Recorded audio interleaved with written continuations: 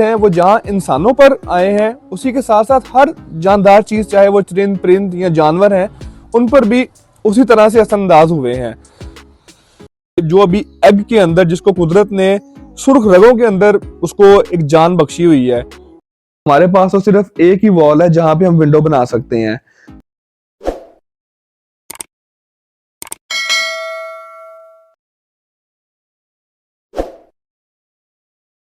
अस्सलाम वालेकुम दोस्तों, उम्मीद करते हैं आप सब खैरियत से होंगे।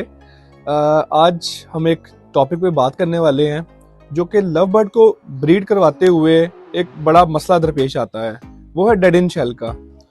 तो दोस्तों, जहाँ पे डेड इन शेल की बहुत सी वजूहात हैं, उधर एक बड़ी वजह पुअर वेंटिलेशन का होना है। दोस्तों, वेंटिलेशन को अगर सादा अल्फाज में बयान किया जाए तो इसका मतलब है कि हवा का एक तरफ से शेड में दाखिल होना और दूसरी तरफ से निकल जाना,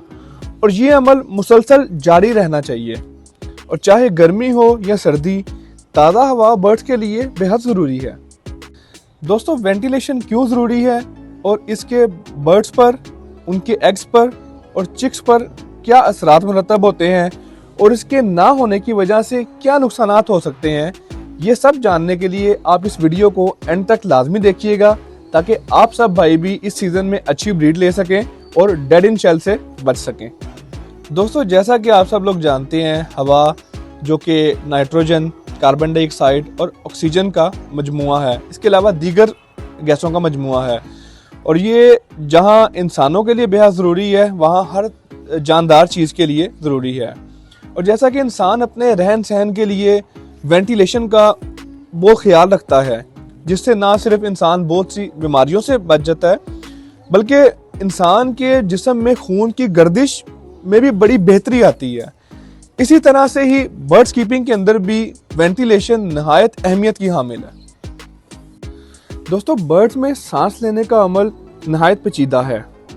इंसान जैसा कि सांस लेते हैं तो हवा जो वो इनहेल करते हैं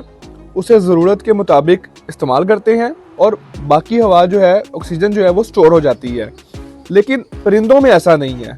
परिंदों में जब वो हवा को इनहेल करते हैं तो अपनी ज़रूरत के मुताबिक इस्तेमाल करने के बाद, उसमें से ऑक्सीजन लेने के बाद, वो बाकी ऑक्सीजन को एक्सहेल कर देते हैं, और ये अमल मुतवातर जारी रहता है। और इसके लिए बर्ड्स को ताज़ा हवा की ज़रूरत हमा वक्त रहती है। तो इसीलिए अगर अच्छी वेंटिलेशन होगी तो बर्ड्स बर वक्त ऑक्सीजन ले सकेंगे और उनमें जो रेस्पिरेटरी इश्यूज हैं वो कम आएंगे। और जहाँ तक मेरा मुशाहिदा रहा है, लव बर्ड में मैक्सिमम अमवात रेस्पिरेटरी सिस्टम के ख़राब होने की वजह से होती हैं। दोस्तों, अब बात कर लेते हैं वेंटिलेशन की ब्रीडिंग प्रोसेस में क्या अहमियत है। पहले जो हमने हकाइक बयान किए हैं वो तमाम एक अडल्ट बर्ड के लिए थे। तो अब आप इमेजिन करें कि एक ऐसा बर्ड जिसको, यानी कि जो अभी एग के अंदर, जिसको कुदरत ने सुर्ख रगों के अंदर उसको एक जान बख्शी हुई है, उसके लिए ऑक्सीजन का ये अमल लेने का अमल कितना पेचीदा और कॉम्प्लिकेटेड होगा, और उसके लिए वेंटिलेशन कितनी ज़रूरी है। दोस्तों, साइंस के मुताबिक बर्ड्स के एग्स पर इंच के हिसाब से हज़ारों मसाम होते हैं, जिनके ज़रिए एग के अंदर मौजूद बच्चा ताज़ा हवा से ऑक्सीजन लेता है और कार्बन डाइऑक्साइड को एक्सहेल करता है। और ये अमल भी नहायत पेचीदा है, जो कि कॉन्टिन्यूसली जारी रहता है। और जब ये एग हैच हो जाता है तो उसके बाद न्यू बॉर्न बेबी को सर्वाइव करने के लिए ताज़ा हवा की बेहद ज़रूरत होती है, ताकि जिसके ज़रिए वो मैक्सिमम क्वांटिटी में ऑक्सीजन ले सके अपनी ज़रूरत के मुताबिक और अच्छा सर्वाइव कर सके। दोस्तों, गुज़िश्ता कुछ सालों से ख़ास तौर पर पंजाब और बिलखसूस लाहौर के अंदर देखा गया है कि स्मोक बहुत ज़्यादा हो गई है, जिसकी वजह पोल्यूशन हो सकती है और दीगर मुख्तलिफ ज़राए हैं।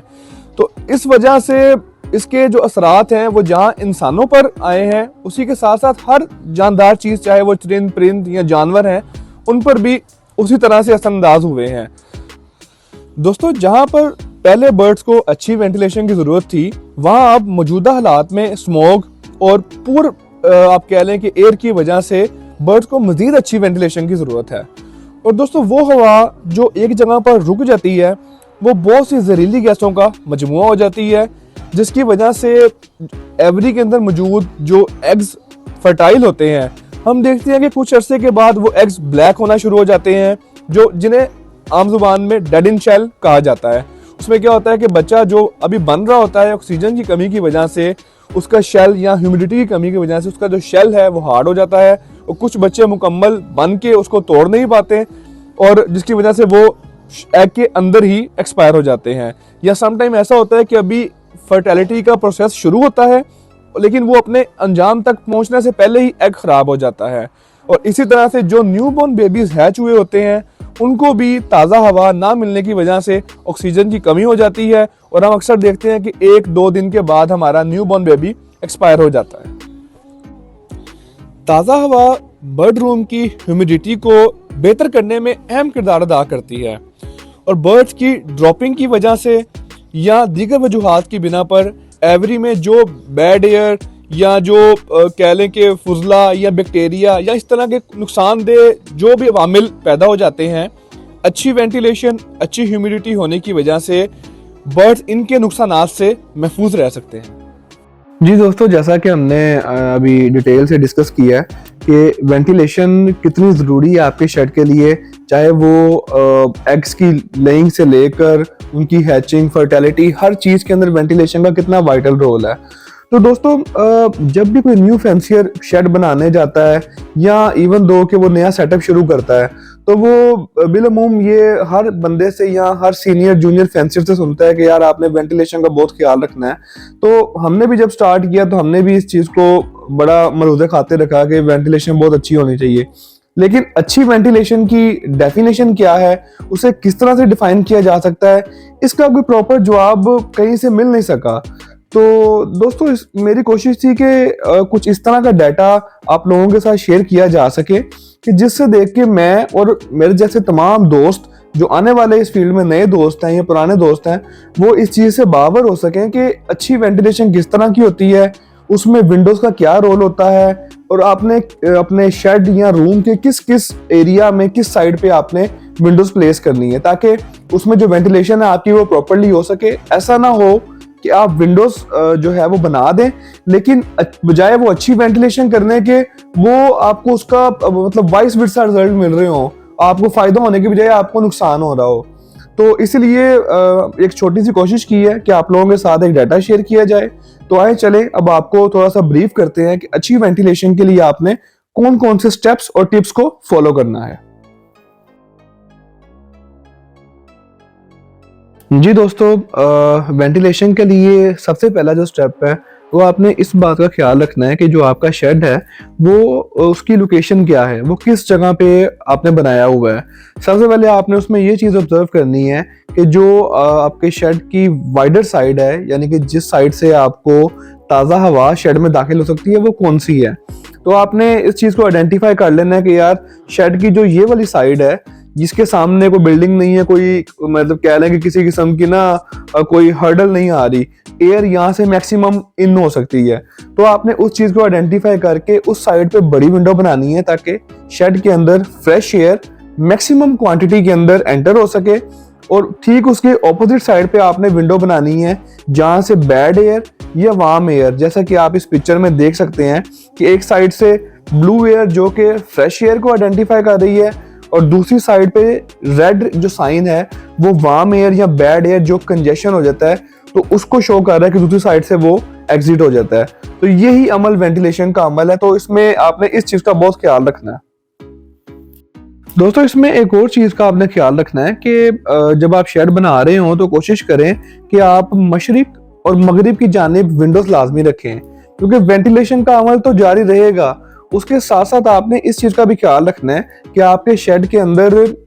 फ्रेश एयर के साथ साथ सनलाइट भी आए ताकि आप बैक्टीरिया और वायरल जो इन्फेक्शंस होते हैं और जो भी आपको कोई इसी किस्म की बैड चीजें बन सकती हैं उनसे आप महफूज रह सकें। तो सनलाइट भी बर्ड्स के लिए भी बहुत वाइटल है और आपके शेड के माहौल को बेहतर बनाने के लिए भी बहुत अहमियत की हामिल है। दोस्तों, वेंटिलेशन के लिए विंडोज बनाते हुए आपने एक और बात का ख्याल रखना है कि जब आप विंडोज बना रहे हो तो आपने ऐसा नहीं कि सारी विंडोज बिल्कुल ही टॉप के ऊपर रख दें। उससे नुकसान ये होगा कि हवा क्रॉस तो होगी लेकिन जो सिर्फ आपके रूम की या शेड की जो अपर वाली बैड एयर होगी सिर्फ वो रिमूव होगी, नीचे सारा उसी तरह से ही बैड एयर का कंजेशन बना रहेगा। तो जैसा कि आप इस पिक्चर में देख सकते हैं कि इसमें बिल्कुल फर्स्ट पिक्चर आप जो देख रहे हैं उसमें देखें दोनों विंडोज जो है अपर साइड के ऊपर हैं, जहां से एयर इन हो रही है और दूसरी साइड से एग्जिट हो रही है। तो आपने इस तरह का अमल भी नहीं करना कि सिर्फ आपके ऊपर की एयर क्लियर होती जाए और नीचे वैसे की वैसे बैड एयर रहे। अब अगर आप सेकंड पिक्चर में देखें जो बिल्कुल उसके नीचे है, तो उसमें आप देखें कि जहां से एयर ने एंटर होना है शेड में वो ऊपर है और जहां से एग्जिट होना है वो नीचे है। अब इससे क्या होगा, इससे भी जो बैड एयर है ना वो शेड से बाहर नहीं निकलेगी, गुड एयर अंदर तो आ जाएगी, उसकी क्वांटिटी मिनिमम क्वांटिटी आ जाएगी, लेकिन जो वेंटिलेशन का प्रॉपर अमल है ना जिसमें फ्रेश एयर एंटर होगी और बैड एयर शेड से बाहर निकलेगी, वो अमल मुतासिर होगा, रुक जाएगा। और इसी तरह अगर आप थर्ड पिक्चर देखें टॉप पे, तो ये एक बेहतरीन लोकेशन है विंडो की कि जिससे गुड एयर शेड में एंटर हो रही है और बाहर निकल रही है। तो अब इसका तरीकाकार क्या है कि हम इसको कैसे रिमेंबर कर सकते हैं, मेमोराइज कर सकते हैं कि हमने कितनी हाइट पे रखनी है, ये कैसे रखनी है। तो उसका एक आसान सा हल है कि आपने देखना है कि नॉर्मली जो एक ह्यूमन अगर किसी रूम में खड़ा हुआ है तो उसके हेड से थोड़ा सा ऊपर विंडो हो, उससे मतलब बहुत ज्यादा ऊपर ना हो, यानी कि बंदा खड़ा है तो उसके बिल्कुल फेस या उसके फोरहेड के सामने विंडो आनी चाहिए और दोनों विंडोज बिल्कुल आमने सामने हो ताकि एक साइड से जब हवा आए तो दूसरी साइड से निकल जाए। और दूसरा तरीका ये हो सकता है कि जहां से अगर हवा एंटर हो रही है वो विंडो नीचे हो सकती है और जहां से एग्जिट होनी है उसको ऊपर बनाएं ताकि वो वहां से बैड एयर बाहर निकल जाए। और दोस्तों सबसे बेहतरीन बात ये है कि आप दोनों तरह से विंडोज बनाएं, यानी कि शेड के जो टॉप के ऊपर बिल्कुल रूफ टॉप पे उस साइड पे भी विंडोज हों आपके, और फेस फेसिंग पे भी आप विंडोज बनाएं जहां पे यानी कि अगर आप अपने शेड में खड़े हो तो आप विंडो के बिल्कुल सामने यानी कि उसको फेस करें। तो आपके सामने फेस के सामने भी विंडोज होनी चाहिए इतनी हाइट के ऊपर, और शेड की जो ऊपर टॉप यानी कि बिल्कुल अप साइड है वहां पे भी आमने सामने विंडोज हों। इससे फायदा क्या होगा कि साइमल्टेनियसली आपके अपर साइड से भी एयर सर्कुलेशन हो रही होगी और अच्छी वेंटिलेशन होगी, और शेड के निचला हिस्सा जहां पर बैड एयर बन जाती है वहां से भी एयर की सर्कुलेशन हो रही होगी, फ्रेश एयर आएगी और बैड एयर शेड से बाहर निकलेगी। तो इस तरह से एक प्रॉपर गुड वेंटिलेशन सिस्टम आप अपने शेड के अंदर मेंटेन कर सकते हैं। और यहाँ पे एक और बात करना जरूरी है विंडोज की प्लेसमेंट के हवाले से कि अगर आप अपने शेड या रूम के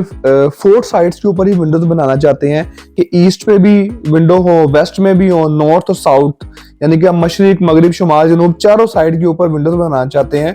तो आपने इसमें एक प्रिंसिपल का ख्याल रखना है कि आपने अगर एक साइड की विंडोज अपर साइड के ऊपर रखी हैं, यानी कि आपने मशरिक और मगरिब में जो विंडोज हैं वो आपने बिल्कुल रूम के टॉप के ऊपर बनाई हैं, तो जो आपने शुमाल और जनूब की साइड पे विंडोज बनानी है वो आपने लोअर साइड पे रखनी है। इसकी वजह क्या है कि ऐसा ना हो कि एयर जब एक साइड से एंटर हो रही है तो वो आपस में ही कोलैप्स करे, यानी कि वो प्रॉपरली एक साइड से एंटर हो तो दूसरी साइड से निकले, बजाय कि वो एक साइड से एंटर हो और वहीं पे कोलैप्स करके आपके शेड के अंदर ही बैड एयर बनाना शुरू कर दे। तो इसका बजाय फायदा होना है कि आपको उल्टा नुकसान होना शुरू हो जाएगा। तो दोस्तों ये छोटी छोटी टेक्निक्स हैं जिनके जरिए से आप अपने शेड की वेंटिलेशन को बहुत बेहतर कर सकते हैं।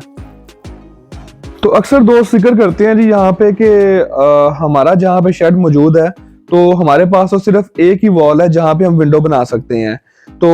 चूंकि जैसे पहले हमने जिक्र किया कि क्रॉस वेंटिलेशन के लिए आपने आमने सामने 2 विंडोज बनानी है जहां से एयर एंटर हो और बैड एयर दूसरी साइड से एग्जिट हो, तो उन भाइयों का सवाल होता है जी कि हम किस तरह से अपनी वेंटिलेशन को बेहतर कर सकते हैं। तो उन दोस्तों की मुश्किल भी आसान हो सकती है, जैसा कि आप अभी इस पिक्चर में देख रहे हैं कि एक अगर आप विंडो बनाते हैं तो उससे आपकी वेंटिलेशन नहीं हो पाएगी, शेड में एयर आएगी तो सही लेकिन वो बाहर निकल नहीं सकेगी। तो उसके लिए आपने क्या करना है दोस्तों, आपने क्या करना है, आपने ऊपर नीचे या एक वॉल पे 2 विंडोज बनानी है, जिसमें से एक विंडो से अगर फ्रेश एयर रूम में एंटर हो रही है तो उसी टाइम दूसरी विंडो से वो एग्जिट भी हो रही होगी। तो इस तरह से क्रॉस वेंटिलेशन का ये अमल जारी रहेगा। बेशक बहुत अच्छा वेंटिलेशन का सिस्टम ना हो, लेकिन ना होने से तो बहुत बेहतर होगा, बजाय इसके कि आप एक विंडो बना ले तो उसका तो फायदा होने के बजाय आपको उल्टा नुकसान होगा। तो कोशिश करनी है आपने अप एंड डाउन जो है ना वो 2 विंडोज बना लेनी है ताकि एक साइड से ऊपर साइड से फ्रेश एयर एंटर हो और निचली साइड से जो बैड एयर है वो बाहर एग्जॉस्ट होती जाए। प्लस इसमें आप फैंस और bracket fan plus exhaust fan उसकी हेल्प भी ले सकते हैं अगर आपके पास क्रॉस वेंटिलेशन के लिए ज्यादा विंडोज बनाने की जगह मौजूद नहीं है। दोस्तों एक और इम्पोर्टेंट चीज यहाँ आपसे डिस्कस करना बहुत जरूरी थी कि आपने विंडोज बनाते हुए इस चीज का जरूर ख्याल रखना है कि आप जहाँ विंडो बना रहे हैं उस साइट के ऊपर सामने ऐसा तो नहीं कोई और बिल्डिंग है या बहुत ज्यादा दरख्त है या कोई भी ऐसी चीज जो हवा के आने को रोक सकती है। तो उसमें क्या होगा कि आपने विंडो बना ली है लेकिन हवा को अंदर आने में मुश्किल होगी, तो आप यानी कि विंडो बनाने से जो फायदा होना है उसका फायदा होने के बजाय उल्टा नुकसान ही हो रहा होगा, क्योंकि हवा तो अंदर आ नहीं रही होगी। तो जो क्रॉस वेंटिलेशन का एक पर्पस है वो फुलफिल नहीं हो पाएगा। तो आपने कोशिश ऐसे इस तरह से करनी है कि आप जिस साइड के ऊपर विंडो बना रहे हो उसके सामने खुला एरिया हो जहां से फ्रेश एयर अच्छे से एंटर हो सके और दूसरी साइड से वो एग्जिट हो सके। दोस्तों लास्ट में यहाँ पर एक इंपॉर्टेंट टर्म जैसे डिस्कस करना जरूरी है, वो है विंडो वॉल रेशो। अब विंडो वॉल रेशो क्या है कि आपका जो वॉल का साइज है, दीवार का साइज जिस पे आपने विंडो बनानी है, उस वॉल का 60% से कम आपका विंडो का साइज होना चाहिए। जैसे एग्जांपल ले लें कि फॉर एग्जांपल हमारी 12 बाय 12 की कोई वॉल है, तो अब इस पूरी वॉल का जो एरिया निकलेगा उस एरिया का जो 60% है उससे कम यानी कि आपकी विंडो होनी चाहिए। ऐसा नहीं कि बड़ी वॉल के अंदर ही हमने एक बहुत बड़ी वॉल है तो हम उसमें बहुत बड़ी विंडो ही बना लें, ठीक है। जैसा कि आप सामने पिक्चर में देख सकते हैं कि उसमें एलेबोरेट किया गया है कि वॉल का 10% कितना है, 20 कितना है, 30 कितना है, 40 कितना है, इस तरह से डिफरेंट रेशियो बताई गई हैं। तो जो रेशियो 60 से बिलो है वो सारी वेंटिलेशन के लिए गुड कंसीडर होती है। नहीं दोस्तों, अब आपको अपनी एवरी में लेके चलते हैं और आपको प्रैक्टिकली दिखाते हैं कि आप लोग किस तरह से, जो लोग शेड बनाना चाह रहे हैं, जिन्होंने बनाया हुआ है, आप वहाँ पर अपना अच्छा वेंटिलेशन का सिस्टम किस तरह से मेंटेन कर सकते हैं ताकि आप इस सीज़न के दौरान या आने वाले जितने भी सीजन्स हैं उनमें डेड इन शेल और इस तरह की दीगर जितने भी बर्ड्स के लिए जो नुकसानदेह चीज़ें हैं उनसे कैसे बच सकते हैं। जी दोस्तों, इस वक्त हम अपने शेड में आ चुके हैं और जैसा कि हमने आपसे पहले टेक्निक्स का जिक्र किया था तो उन्हीं बेसिस के ऊपर हमने अपना शेड भी कंस्ट्रक्ट किया है। जैसा कि आप देख सकते हैं ये दो मेरी जो अपर साइड पे विंडोज हैं ये मशरिक की जानिब है जहां से सुबह के वक्त फ्रेश एयर भी आती है और सनलाइट भी अच्छी केजेस के ऊपर पड़ती है। प्लस ऊपर एग्जॉस्ट फैन भी आपने देखा होगा। और जो मैंने आपसे जिक्र किया था कि फेस फेसिंग विंडो और अपर विंडो दोनों आपने बनानी है, तो ये मेरी फेस फेसिंग विंडो है जिससे, और जो इस जगह पे बनी हुई है जहां पे सामने खुला एरिया है ताकि जो फ्रेश एयर है वो मैक्सिमम क्वांटिटी के अंदर शेड में एंटर हो। तो आप देख सकते हैं इसके सामने मेरे केजेस पड़े हुए हैं, कोई ऐसा मसला नहीं है। अल्हम्दुलिल्लाह बर्ड्स ब्रीड भी कर रहे हैं और फर्टिलिटी भी हो रही है, कोई डेड इन शेल नहीं है। सामने आपने इसके विंडो, छोटी विंडो देखी है, वो उन्हीं अपर विंडो के सामने थी। और जो अभी आप विंडो देख रहे हैं ये फेस फेसिंग विंडो के आमने सामने है। तो जो हमने प्रिंसिपल डिस्कस किया था कि आपने दोनों तरफ आमने सामने विंडोज बनानी है, एंड उसी प्रिंसिपल के ऊपर हमने अपने शेड को भी मलहूज़े खातिर रखते हुए विंडोज बनाई हैं। प्लस यहाँ पे देखें ये छोटी विंडो है, ये आमने सामने विंडोज हैं, उस साइड से एयर एंटर होती है और ये मगरिब की साइड से निकल जाती है। प्लस इसके अलावा हमने फैंस भी, दो ब्रैकेट फैंस हैं जो कि हमारी वेंटिलेशन को बेहतर कर रहे होते हैं। एग्जॉस्ट फैन है जो कि बैड एयर को निकाल के बाहर फेंक रहा होता है ताकि शेड का जो कह लें कि एनवायरनमेंट है वो बेहतर रह सके।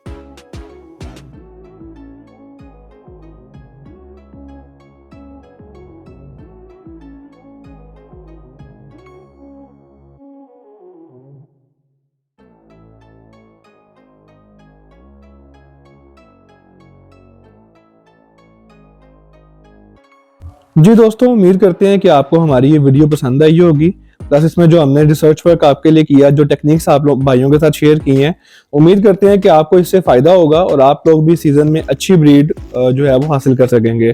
तो आप हमें अपना फीडबैक ज़रूर बताइएगा कमेंट सेक्शन में कि आपको ये वीडियो कैसी लगी, और हम दुआ करते हैं कि इस सीज़न में तमाम लोगों को अच्छी ब्रीड मिले। और इन्हीं टेक्निक्स पे अमल करते हुए इस सीज़न में हर सीज़न की तरह अल्हम्दुलिल्लाह हमें कोई डेड शेल फेस नहीं करना पड़ा, ना कोई इनफर्टिलिटी आई है। अल्हम्दुलिल्लाह बहुत अच्छी ब्रीड आई है, ब्लैक आई की भी और एज वेल एज रेड आई की भी, जो हम आपको अभी आगे चल के उसके कुछ ग्लिम्स आपके साथ शेयर करते हैं। तो अपना ख्याल रखिएगा, इंशाल्लाह नेक्स्ट वीडियो में आपके साथ मुलाकात होगी। तब तक के लिए अल्लाह हाफिज़।